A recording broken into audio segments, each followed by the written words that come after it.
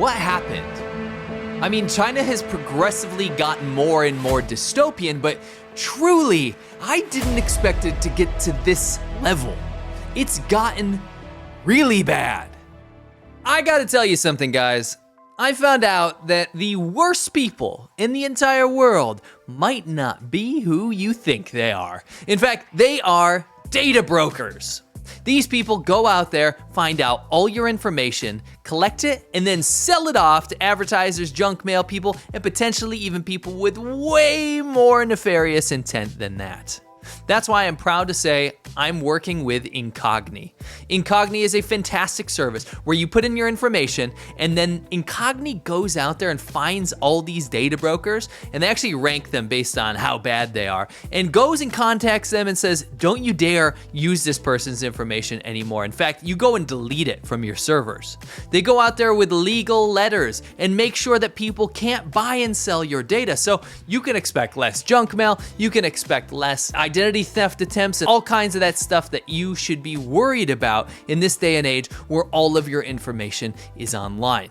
You'll love how easy Incogni is to use and how easily it gets rid of all that stuff that you don't want people to know from those data broker lists. The first 100 people that go to incogni.com/cmilk and use the code cmilk are gonna get 60% off. That's a massive, massive discount. Not only are you helping to support my channel, but you're also gonna keep your information safe. So don't forget to go to incogni.com/cmilk and use the code cmilk. Now, when I first got to China, I saw things I never expected. I know you probably get fed this rosy picture of how China is utopia, but that's the multi-billion-dollar propaganda campaign being shoved down your throat. The reality is far more grim. In 2008, I stepped off a plane into China and I saw a world that was wholly unknown to me.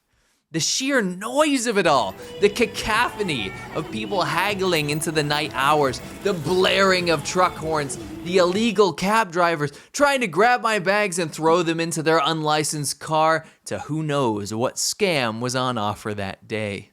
The smell of burning plastic and coal, the flicker of the neon signs that illuminated the smog and cigarette smoke-filled air that was so thick you could cut it with a knife. This was not home. It was unsettling. Things that were not supposed to be food were food. Frogs, turtles, dogs. The totalitarian imagery was everywhere. The maimed children begging on the street corner where police would walk by and ignore them, and the old ladies being beaten by local police for selling vegetables across the street. It was horrible. Yet, no one could say that China was boring. Not to recap too much, but one of my first mornings in China, I woke up disoriented as hell, as I was just coming to grips with where I had moved. I went down the elevator and I walked out the front door of my building and I got covered in crabs.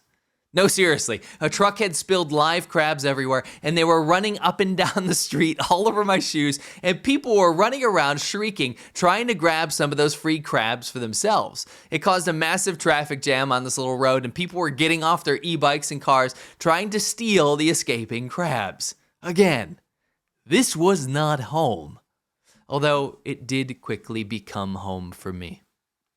But all of this crazy stuff, and trust me, I could go on for a millennia about how wild it was for the next 10 years that I lived in China, that was not the biggest culture shock for me. I'm not even joking.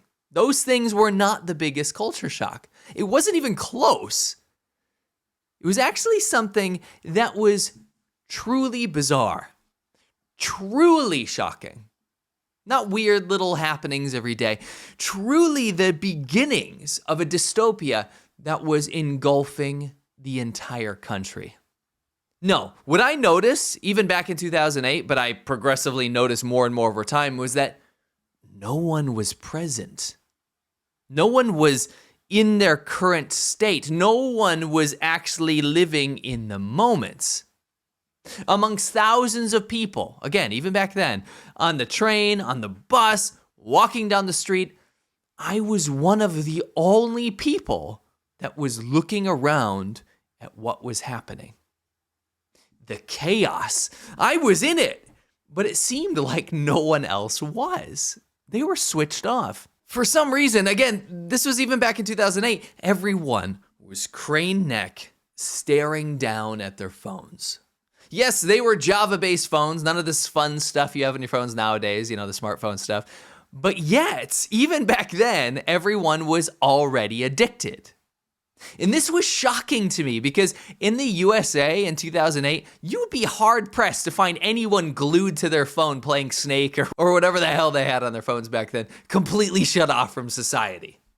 Now, back then when I had first moved to China, I was trying to figure this out. I sat down on the bus and the phones would all come out. Dumb little games, text messaging, rudimentary stock market apps. Perhaps the most important development, though, at least in China's whole phone sphere, was China's biggest chat app, and that was QQ. Now, most people in China didn't have computers, so while you guys were messing around at home on AOL Instant Messenger or MSN or the real ones on ICQ, China had QQ in everyone's pockets. And I think this accelerated the steep decline into robotic dystopia. Smartphones brought on a tidal wave of distraction in China. It got so much worse. Those 8 out of 10 people that were craned over their dumb phone were now 10 out of 10 people. And those previous ones I was talking about, those people that were addicted even back in 2008, they're now hunched over so far they're giving themselves kyphosis. Hunchback. Out at the restaurant, phones out. On the bus, phones out. Walking down the street for exercise, crossing the road with traffic, phones out. Are you riding your motorcycle? Well, in China, you'll probably have your phone out. The addiction was insane. And I know that's a touchy word, but that's what it is, addiction. And this was like 2008 to 2011, all the way up until now. China did it way before we did here in the West, because I know some of you are screaming out in your head right now, I see that kind of stuff happening right now in America. While the USA was getting its first little taste, back then, maybe rubbing some of that phone addiction on their gums a little bit to get that tingle of numbness, China was already living in a tent city, doubled over, screaming at demons from the sidewalk. That's how addicted China was.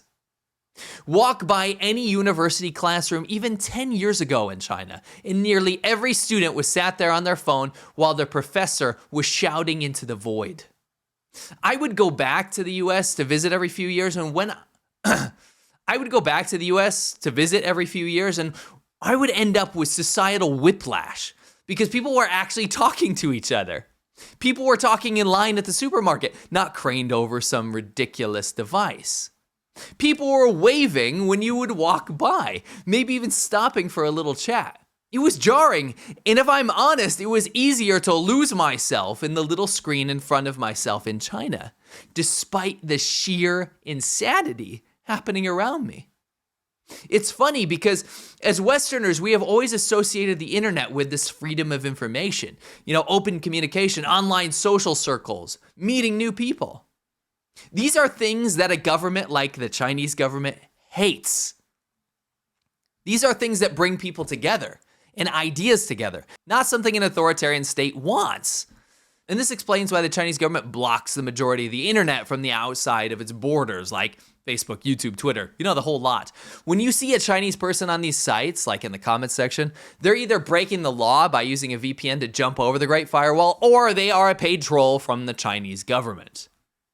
China is just one step above North Korea in terms of internet freedom, in that they can't really access the outside world, but they have such a big and robust domestic network of websites and apps that if you're Chinese, it doesn't really feel like you're missing out on anything. And that's by design. Nothing is actually connected to anything other than what the government tolerates or allows. This insane level of regulation has led to a subservient public in China. And it turns out, authoritarian governments don't want 1.4 billion people connected and freely talking, planning, colluding. But they certainly do want them online if they can control it. And control it, they do. China has successfully created a majority apathetic society through phone addiction.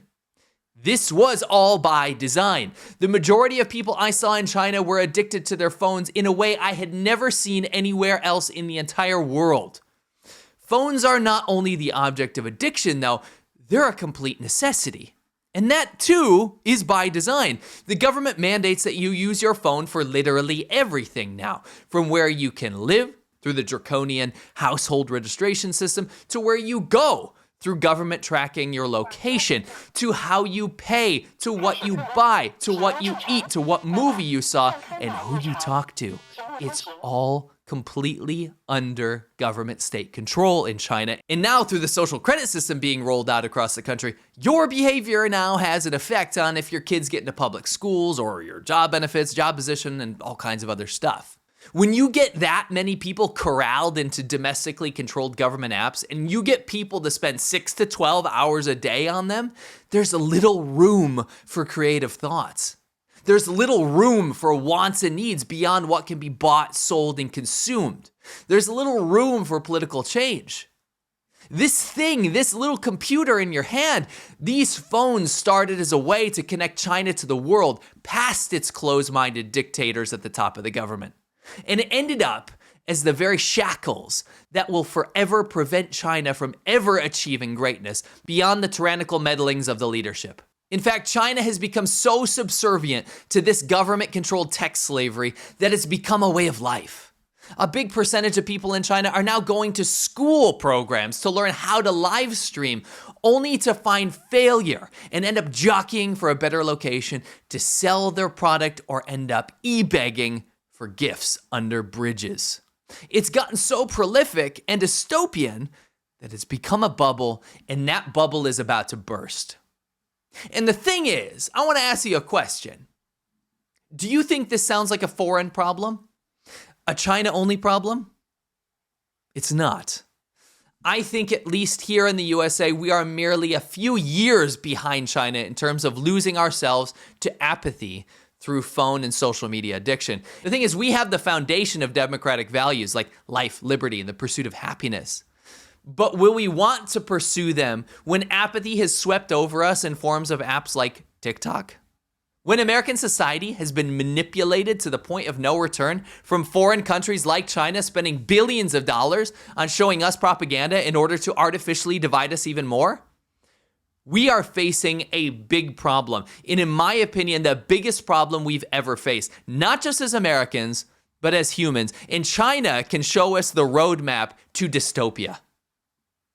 The good news is that unlike China, much of the world has the building blocks to make sure that we don't end up like China. But there are so many things that we have to first face down, learn from, and start fixing. And we can only do that when we start fixing ourselves. The thing is, I think I've figured out some amazing things that we can do together as a community to fix this mess. Guys, I'm super close to 1 million subscribers. I hope you are subscribed. If you're not, please make sure you are. Let's get to that gold play button. I really appreciate your support. And don't forget, I have a live show every single Friday with my friend Serpent ZA. We do the China Show, which is China's current events. I highly recommend you go check it out. It's a blast. It's super fun, and it's everything you need to know about what happened in China that week. Go check it out. Make sure you're subscribed to that as well, and I appreciate it. Catch you on the next one.